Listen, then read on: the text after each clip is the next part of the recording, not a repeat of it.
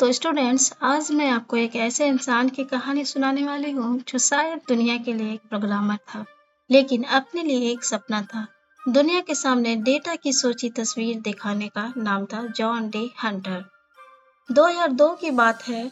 John एक medical researcher project पे काम कर रहा था। उनका काम था पेशेंट के हेल्थ डेटा को एनालाइज करना और समझने की किस ट्रीटमेंट से कितना फर्क पड़ रहा है। लेकिन एक बड़ी प्रॉब्लम थी।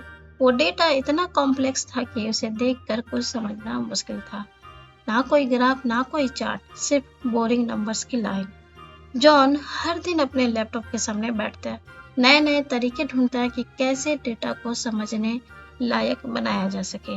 वो दूसरी प्रोग्रामिंग लैंग्वेज देखता, मैटलैब का यूज करता, लेकिन वो तो बहुत ही कॉस्टली और ये लिमिटेड था।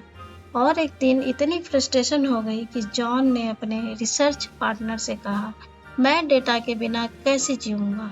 इस डेटा की आवाज सुनाई ही नहीं देती।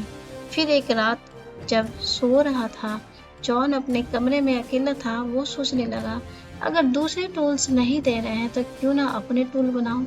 बस वहीं से शुरू हुआ मैटप्लॉटलिब का जन्म हुआ।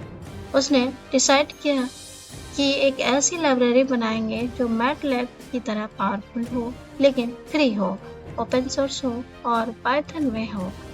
जॉन ने दिन रात कोड लिखना शुरू किया, सुबह 8 बजे से लेकर रात 2 बजे तक, बिना थके, बिना रुके। कभी कभी उसका कोड क्रश हो जाता है, कभी ग्राफ गलत बनता, कभी विजुअलाइजेशन ही फेल हो जाता, लेकिन उसने कभी हार नहीं मानी।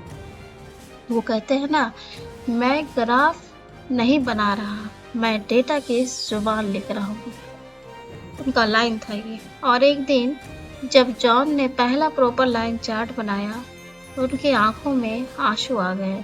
वो बस स्क्रीन को देखते हुए मुस्कुराए।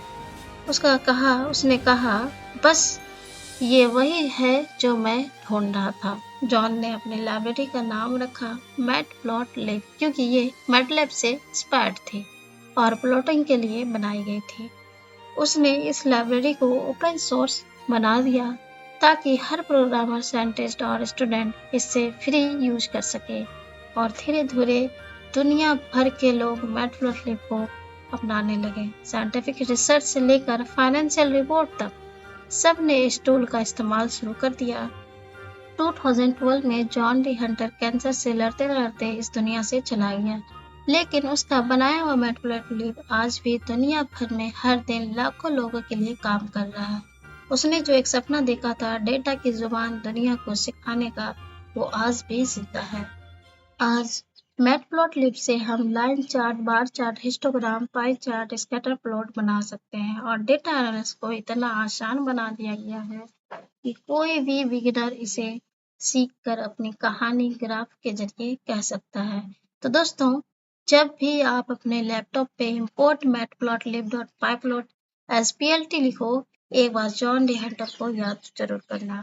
उस इंसान को जिसने अपने लिए नहीं, हम सब के लिए कोडिंग का एक नया रास्ता बनाया।